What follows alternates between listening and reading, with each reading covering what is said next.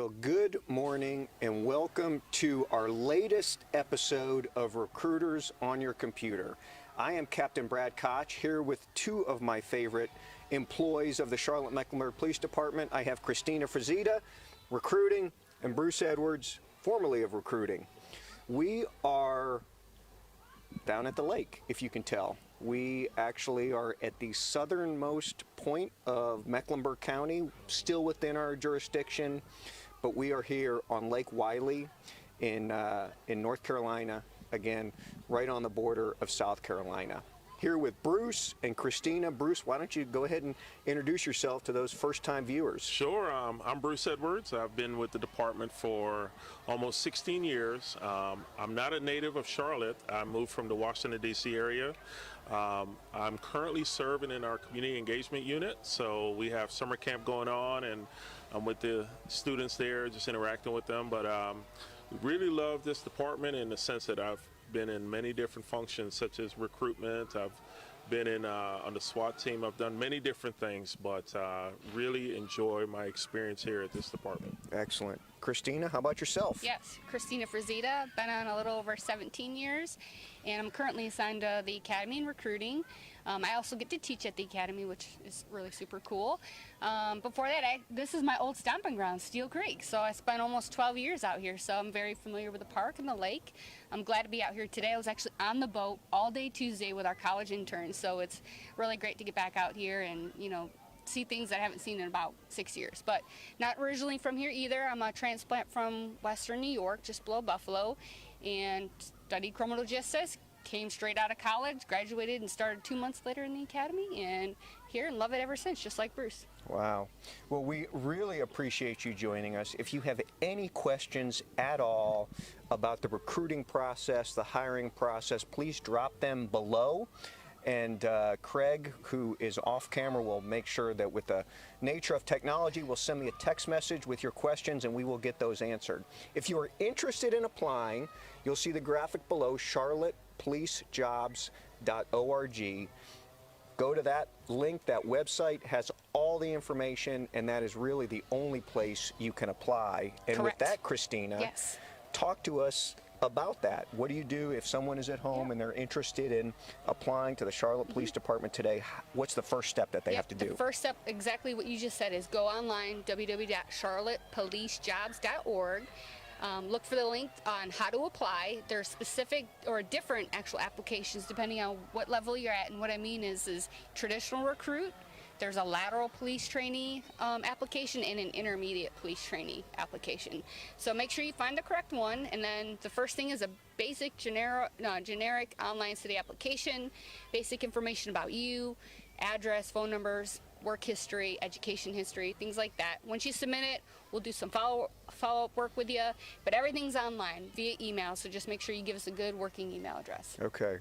Craig, or Bruce, let me ask you this question. So, Christina just mentioned like a traditional versus a lateral. What in the intermediate? What's the difference? Just if they're at home and they're not sure what is what? Sure. What would be? How would they fall into what category there? The best way I can break it down, like me, I had no prior law enforcement experience, so I went the traditional trainee application route. So I came in with no experience. I don't have a basic law enforcement certification. The next tier would be for those who are currently in law enforcement, those who have been a lateral police or a police officer for over 2 years, and they have 2 years of consistent service, and they're currently still in law enforcement, or they have just maybe retired. That's where you can go ahead and apply. Now, let's just say that you are just graduated from college, and while you were at school, you obtained your BLET certification in the last 12 months. You can then go down the intermediate track. So there's 3 phases or 3 pieces of the application process, but look, if you mess it up, we'll figure it out. Yeah. Just go ahead and apply. So we're just grateful that you want to be part of this great organization. Yeah, I guess if you had no idea what a BLET certification is, you would be the traditional recruit. Right. So excellent. Hey, listen, we've got a couple of questions already, and I will ask Christina this. Sure.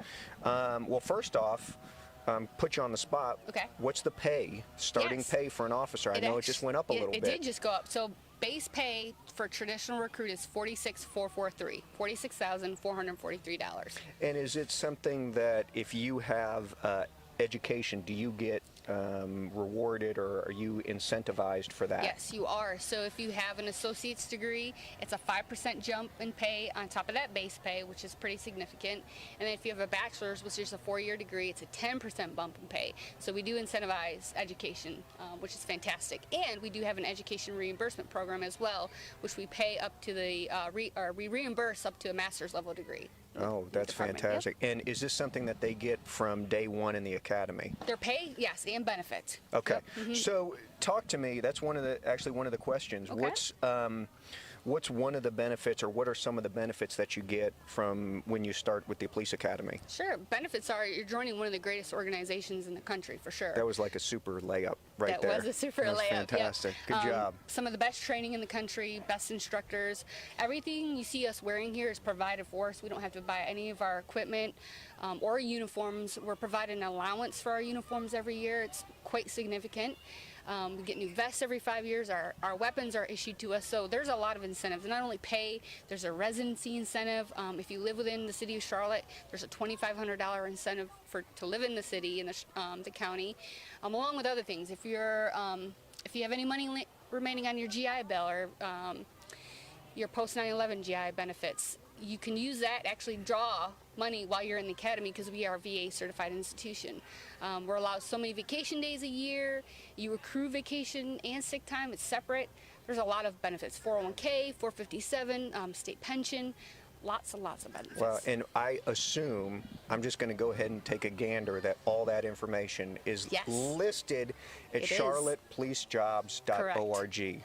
Okay. Bruce, question for you. Marcus has a question. He applied before July 1st. How long should I expect to receive a response? When should he hear from somebody? And how long does it take CMPD to review the initial application? That's Marcus. Marcus, let me let you know, they're pretty responsive. So you should at least see an email correspondence by the latest, the end of the month. Earliest within a week or two. I would just continuously keep an eye out. With your email, it depends on the sensitivity of your email, so you may have a high filter.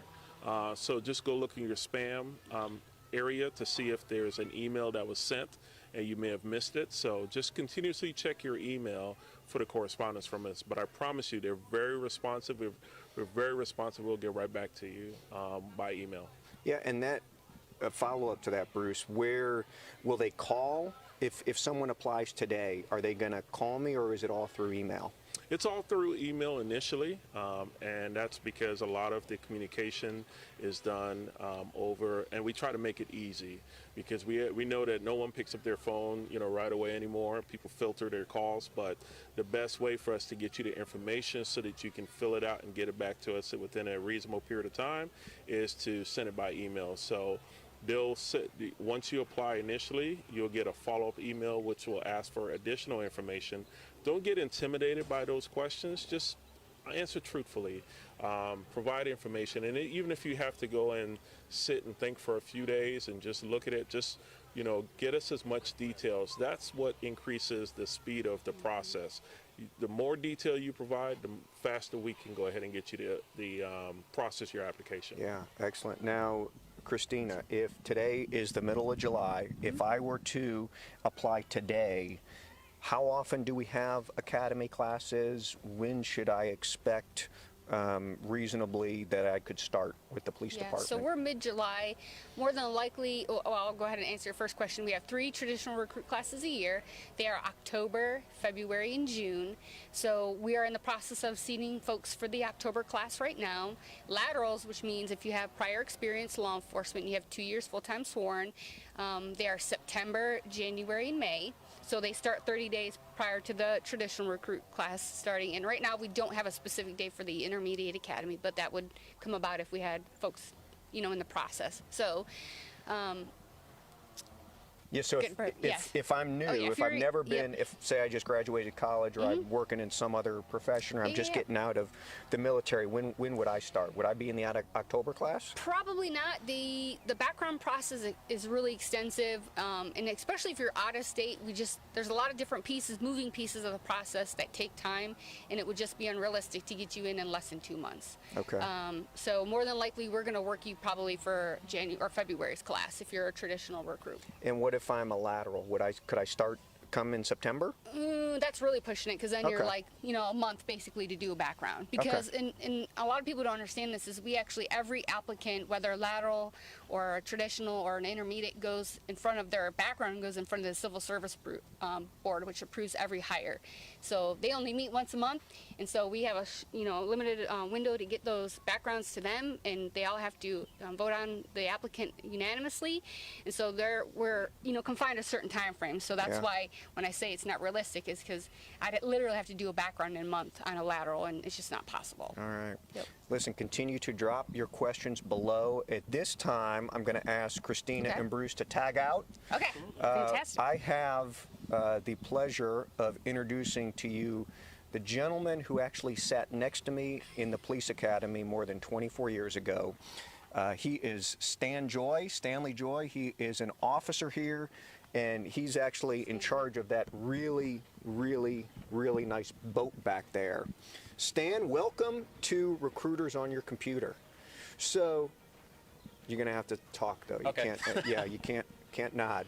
So, you've been on a little more than 24 years, right? That's correct. And tell me about our lake unit. We have a lot of different units. We have canine, helicopter, we have bike units, and units, specialized units like SWAT team. One of them is our bike unit. Tell me, is our lake unit. Tell me how long you've been here and what it is that you do on a regular basis. Okay.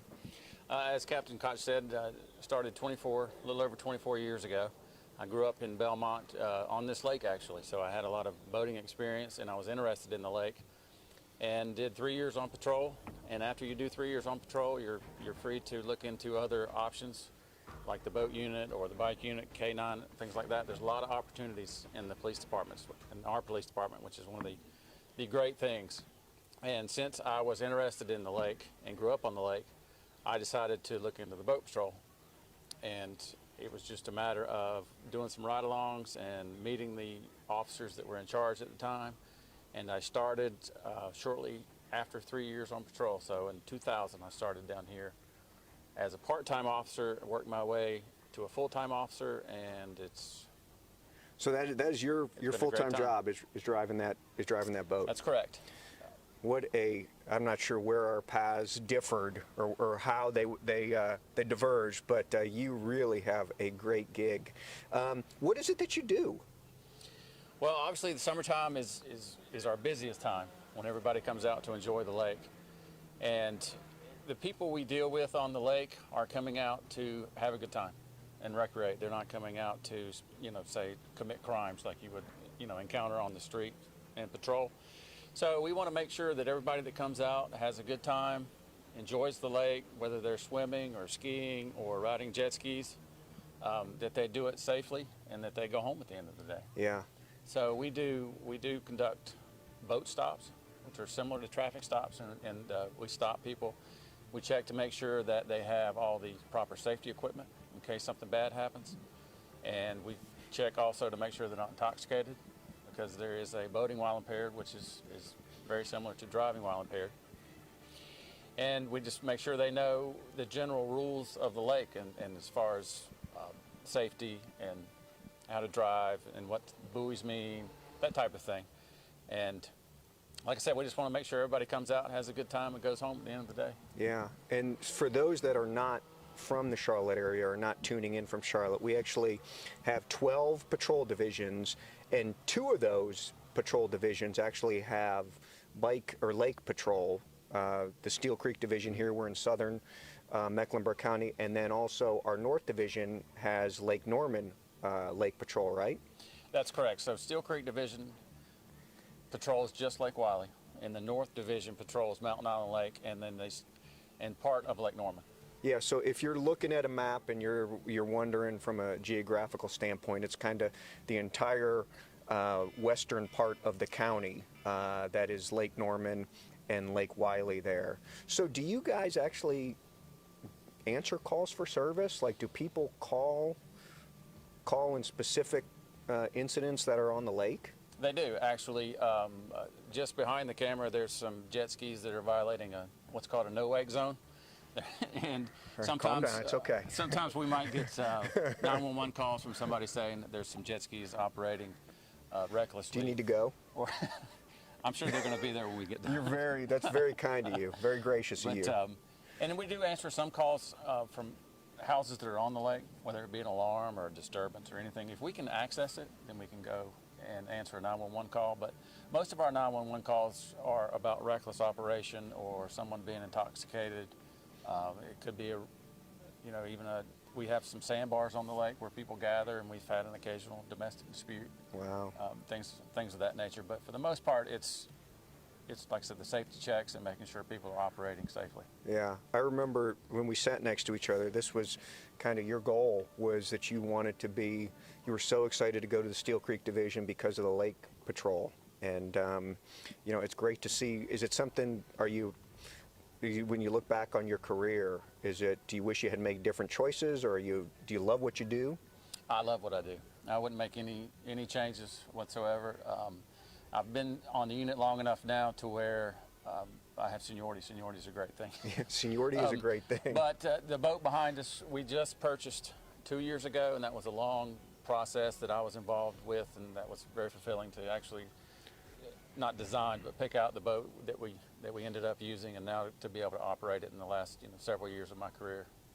Yeah, and how many people are on the lake unit? 4 full-time officers in Steel Creek and 4 full-time officers in North Division. Okay. And do you work, I would assume you work on the weekends, or is it, Monday through Friday? Most of the time, or all the time in the summer, it's weekends, holidays, because those are the big times where people are out on the lake. And we do night operations as well on Friday nights, Saturday nights. July 4th, when they have the fireworks, we're out here at night because there's a lot of lighting violations and issues, and it's very dangerous at night, especially when you're not running your lights properly.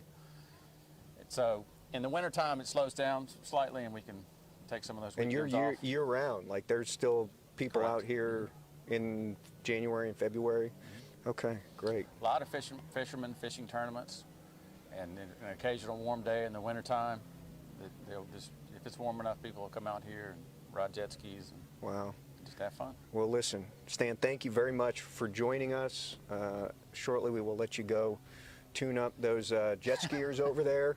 But I will have Bruce and Christina come back. It's really great to come full circle with you. And I know you've been on the lake for 21 years. This is actually my first time. I've been in Charlotte for 26 years now. My first time ever on Lake Wylie. So I need to be better about that, to getting out to see our beautiful parks here in the county. But thank you very much. Come out for a ride. Yeah. I'll take you for a ride. Don't ask me something that you're not willing for me to Anytime. take you up on. Well, thank you, Stan. Bruce, Christina, we've got a lot of questions. What are eyesight requirements, if there are any? There are. It's the city requirements. I'm sorry. There are eyesight requirements, and I believe it's 2020, but you can have corrective lenses, and you can have corrective surgery too. But specifically, I could go back when I get back to the office. If you want to know specifics, I can pull up that city policy for you. Okay, great. Can they email you? Yes, they sure can. Okay, and what's your email address? Yep, it's my first name, Christina.Frazita at With a K. With a K, yes, with a K, not a CH. And Yeah. Frazita at CMPD.org. And we'll make sure that we put that in the comments so that y'all can email Yeah, me. absolutely. Any question Yes, at please. all. At all. And does your department have a shaving policy? We do. Yeah. Yes. Mhm. Tell us about that. Yeah, so right now, there is a shaving policy that you have to be clean shaven because of our gas mask that we wear during, civil emergency times when we have to don our riot gear. And I know even with medical notes that it's gotten a little tricky recently, so there's been a lot of discussion about that. But as of right now, we still do have clean shaven policy where no beards, no facial hair. Yeah. Bruce, Wayne wants to know if we have a cybercrimes unit. Wayne, that's a great question, and we do, and they are great. I know I've worked with them in the past, and they've really helped us out with some cases that we've had. And you know, you can go up there, and after the couple of years on patrol, and they'll even help you with all the certifications you need to be proficient at that job. Okay. Now we talked about that you start in October, February, and June. How long? Let's just get some basic questions out there. How long is the academy? You know, it's just under 6 months. You know, you spend a lot of times coming in. We do the physical fitness part. We do the state exams that you have to take. You got to get you got to pass a state exam to be able to be certified with your basic law enforcement training. But CMPD goes above that. We spend a lot of time giving you the basics, and then we also take it to the next level. It's just show you how we want to do it, what our culture is, and how we want you to do the job in our community. You get to do a lot of driving, you go to the range, you learn how to protect yourself and do some defensive tactics. You get a chance to see and spend some time in the different units that we have, so you can get a better understanding about where you potentially want to go work. And then once you have completed the academy process, they allow you to, you know, kind of get some influence behind where you go work. And you get to pick 3 different divisions that you may want to go work at, and then you continue your training in the division. That's a great question, because actually we had a question about that, about whether you get to pick your response area or division. And so if we're out here in Steel Creek on the lake, is it something where you say, I want to go to Steel Creek on the lake unit, or is it something where you say, I'd like to go to Steel Creek even though it's not as cool as Central? Great. I knew you were going to ask a bit about Central Division. No, you can't just, you know, put in for a specific specialized unit within a division. You actually have to choose the division. So Steel Creek, Westover, Freedom, whatever it may be. Central. Or Central. Come on now. We call it a wish list. You put a wish list together. It's your top 3 choices. Now, we can't always guarantee that you're going to get any of your choices, because a lot of times, you know, there's a lot of movement, a lot of retirements. So you go where the department needs you to go. But there are opportunities for you down the line to switch, whether it's with a recruit that comes out of the academy. Sometimes you can do a swap for a recruit. Just depends, honestly, on the division. Okay. We have gotten a lot of questions. Love the questions. We're going to go rapid fire on a couple of them here. Do you need a college degree? No. What Jerome wants to know, what's the hair policy for males? Ooh, it's, short. Yeah, you can't have long like sideburns. a bun. You can't have a mustache. Can't have a bun. No twists. No braids. No. Nothing below like you said, the ear line, right? Line, yeah. Pretty much clean shaven. That's still, I mean, kind of mirror. You know, you have a little bit of, you know. Don't talk about the gray. The hair there.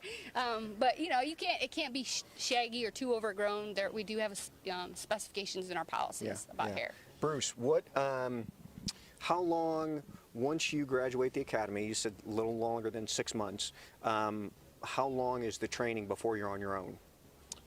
So you're with your training officer until you're comfortable. That could be 3 months, or it could be, you know, a little after that. But it just depends on how long it takes for you to really grasp what it is that you're required to do and get comfortable so that you can respond to calls by yourself. Yeah. Now, let me preface it by saying you're never going to call by yourself. You're with your patrol division and you have officers that you're working with, but for you to get comfortable in that car and do the things that you need to on a daily basis. Yeah, so minimum you're in the academy for about 6 months, and then a minimum you're with someone for 2.5 months. So 2.5 months. When you start, you're about 8.5 months, and then you're on your own, and yeah. So all right, I think we are caught up on our questions. Fantastic. Continue to ask them. So let's talk back about the academy. What are, Bruce, when you were at the academy, what is something that people really kind of struggled with, or the biggest challenge in the academy? What's something that if you're watching at home and you're a little nervous or you're a little apprehensive, what are you seeing like with the areas of the biggest concern for people? Well, I think the unknown is always the biggest. I think people think, well, I have to come in and I have to be the youngest. I have to be the most in shape. Now, you're required to come in and be in shape, but not to the point where you're a 21-year-old. I know when I was in the academy, I was a little older. We had a lot of guys and girls who had retired from the military and who were in their 40s. Or we had a gentleman who had just turned 50. So you wonder sometimes, well, am I going to be able to fit in? Am I the right person? Am I what they're looking for? But I always just remind you, if you have a heart and desire to serve the community and you are able to be, just come in with that mind, that open mind to learning new things and learning new ways of doing things, I think you are a great, attractive candidate to us. And the things that will come at you you will be able to deal with it. Now, when I went to the academy, I didn't know how to shoot. I've never touched a gun.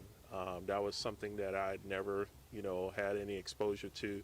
But the training, they will start from, the scratch and take you all the way up. So don't get intimidated by anything, or at least, tell yourself you can't do something. But just think about, if I'm in the mindset to be willing to learn new things and be open-minded, I think a lot of your nervous energies will go away once you get there and realize it's not as intimidating as you think. Yeah, and so is there a minimum age that you need to be to start the academy? Yes, so 21, you can apply when you're 20, but you have to turn 21 in order for you to start the academy. Is there a maximum age? No. Once you can physically able to do the job. So if you're almost 50, you could apply? Absolutely, Yeah. absolutely. We've had many 50-year-olds go through the process, and they've done great. Many people have left a career after 20, 30 years and decide that they still want to serve, and they come back and they make great police officers until they're ready to call it quits. Okay, great. Now, Christina, let's talk a little bit about the process. Okay. So if you were to apply today, and Bruce said, we're very responsive in terms of getting back to you, what's the first, so they do the initial application, and then they get an additional application, right? Right, correct. So it's just a follow-up of questions, if that's kind of what you're alluding to, is that, so there's you submit that initial online application, and then we'll send you like a second part to that application. It's called the supplemental, where you have to answer some more questions about yourself, like your driving history. You ever had any criminal charges, any employment history issues, things like that, your social media, any credit issues. So we want a little bit more information about you to send to us, and kind of look through it and make sure you're telling us the truth. And then if everything looks good, we'll invite you to testing. And that's where you come to us. You have to come to us. So you have to travel here out of state, come to us. Take our written test and our physical abilities test called the JARPAT, and they're held on the same day. We hold those twice a month, usually during the week and on the weekend. If you pass testing, then you get the full application called the State F3 application. That's the big Mac Daddy, like 17-page long, that tells us everything we want to know about you.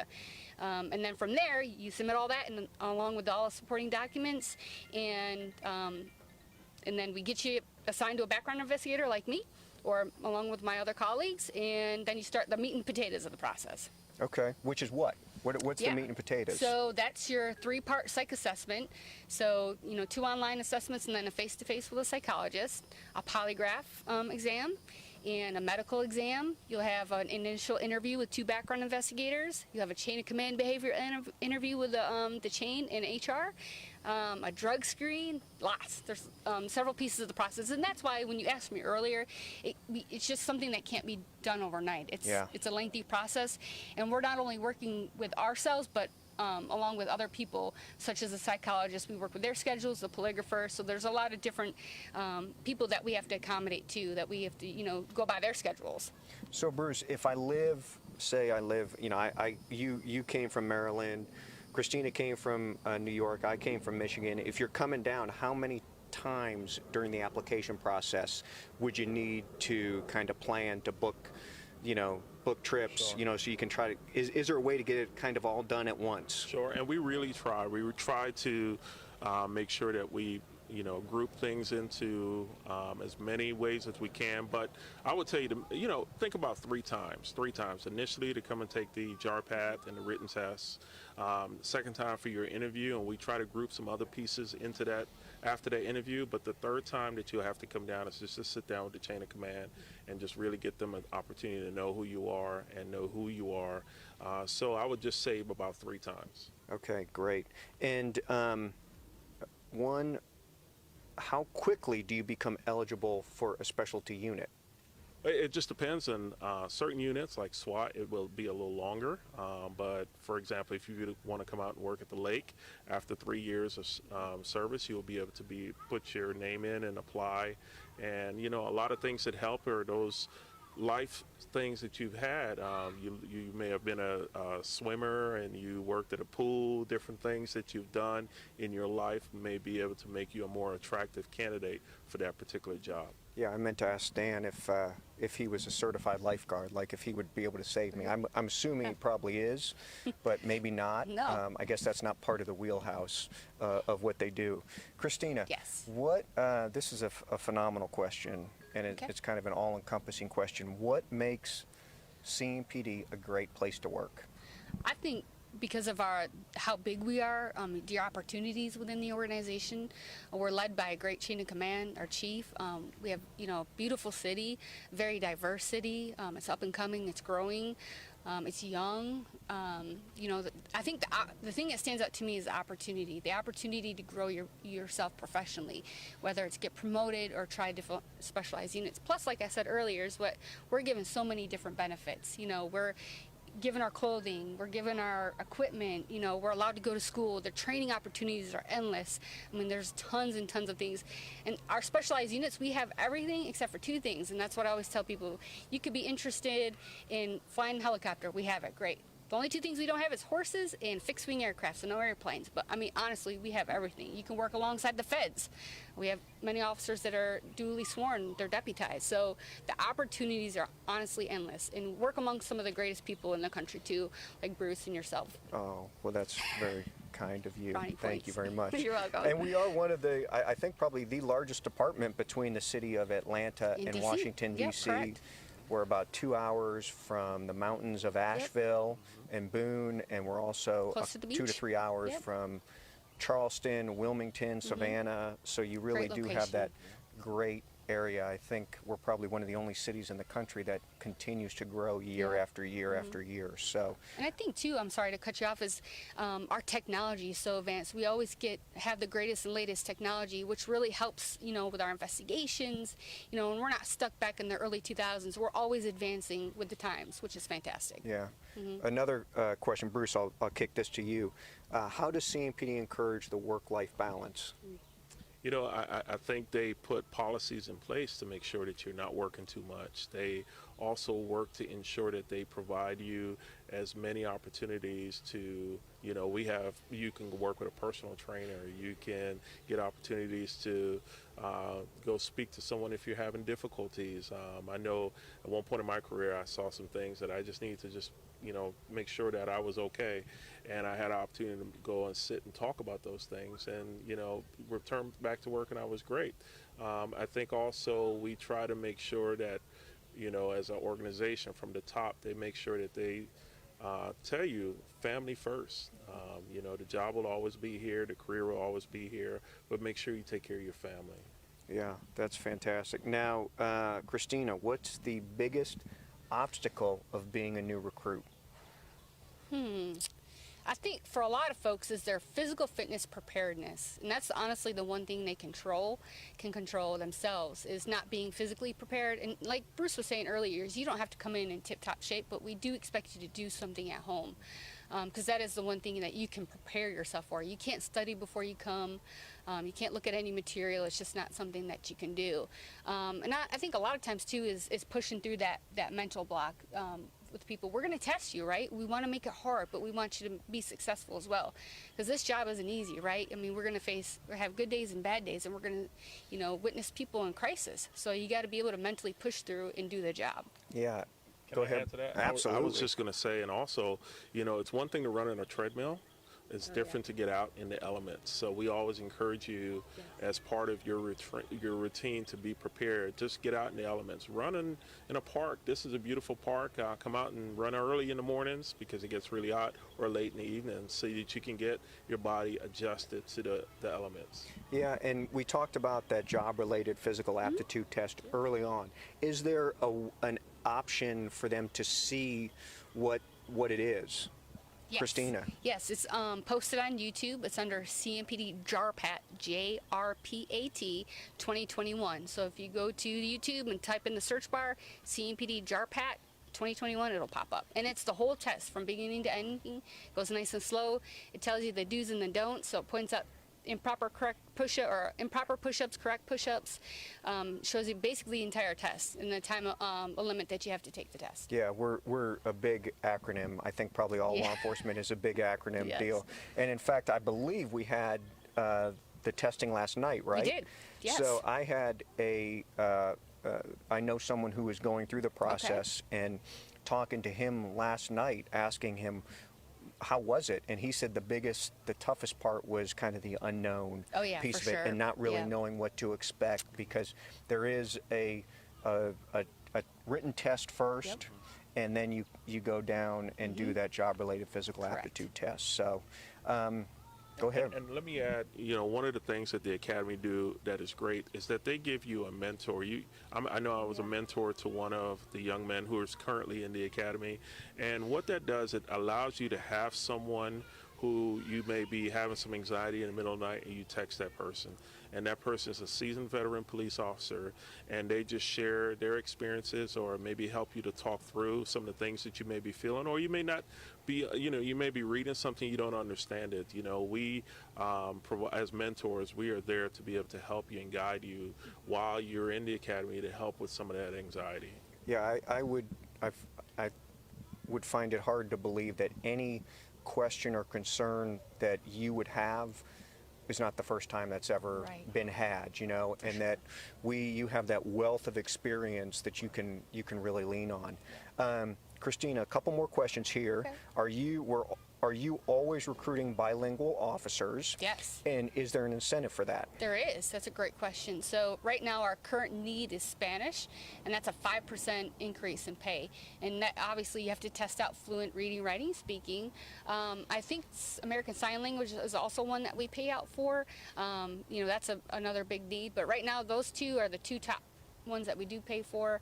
Now if you got called, like, there's always situations where they're looking for someone to translate with the investigators, detectives. You could be an asset for sure. What is something that if there's one piece of advice that you could give someone as they're going through the process, what would that be? Be honest. Be honest. Yeah. Is that kind of what you're seeing that would disqualify or knock someone out of the process, is them not being honest? Yeah, and I don't know if it's folks being embarrassed by things that have happened in their past, and none of us are perfect, right? None of us would be here if we were. Don't take Bruce's line. I was going to kick it to Bruce after this. I know. But we all make mistakes. It's just, let us know about those, because when we find it and you don't tell us about it, that's when you've been deceitful, and we remove you from the process. And then, really be open, have good communication. A lot of times folks don't communicate with us. They don't respond to emails in a timely manner or phone calls, and that's huge because we're working multiple people at one time, and it's really important to stay on top of things. Yeah. And I'll add to that, technology is a great thing, but technology sometimes makes us a little lazy. So even though they may, you may not need to answer a question to be able to get to the next or to progress in the application, just make sure you be as detailed as you can. If it doesn't require an answer, just put something there that says not applicable, something like that, just so we'll know that you've at least looked at the question and that you acknowledge that it's a question that may or may not relate to you. Yeah. Now, as I look back on the career of being a police officer, it's not one that I've ever taken, or I don't think any person would think that they're going to make a lot of money. This is not a job where you do it for the financial benefit. And it's tough for people. I think they kind of forget their why, on why they joined this career. Why did you want to be a police officer, Bruce? Well, I decided, my mom was a police officer, and I'm feeling in my pocket because I have a coin that I reach to every time in my pocket to remind me why I do this job. It's a nobility in policing coin. Not that I need it to remind me, but just it's like that physical reminder, But my mom was a police officer, and one thing I always loved about what I saw from her is that she couldn't go anywhere where she didn't know anyone. Two, she was embraced because she always inspired the youth to know that they have great potential and they should aspire to live out their dreams. And that was great for me to see, because I always just tell folks, I said, well, my mom physically has 3 children, but she maybe has 100 out there because she's impacted so many lives of others. So for me, I feel like that's always been my calling. So I said, okay, I've tried like I said, the corporate world, and I found that this job provides me the opportunity to really live out who I am, which is being a person who really loves to serve others. So my saying, you don't have to be the most perfect person out there, but you just give yourself an opportunity to serve someone else, and have the heart and the desire to serve others. I think one of the top benefits of joining the Charlotte-Mecklenburg Police Department is that you get to work with Bruce Edwards. That's right. You are what a phenomenal representative Thank of you. us, and it's an honor to work with you, Bruce. Christina, how about you? Why Yes. did you want to be a police officer? So kind of similar along the lines with Bruce's, my dad was on the fire side of things up in New York. Growing up, I saw, the challenges that our family faced, and I saw, the times that he wasn't always there, and I didn't understand really what. At the time, I was kind of confused, like, Dad's not here for Christmas or birthdays, but I get it. He had a higher purpose. He was helping others. And I think for me, and once I got a little older, I understood it. Well, Dad's out there saving lives. He's pulling people out of burning homes and burning cars or helping people in accidents. And I was like, that is inspirational. I don't, like Bruce said, it really spoke to my heart, and I felt like, if I'm going to do great things with my life, is that maybe I should look into something where I can help people all the time and make a difference. Yeah. And, I didn't realize it probably until my sophomore year of college that my original track wasn't really what I wanted to do, and then I switched majors, and here I am, and I'm grateful to be here.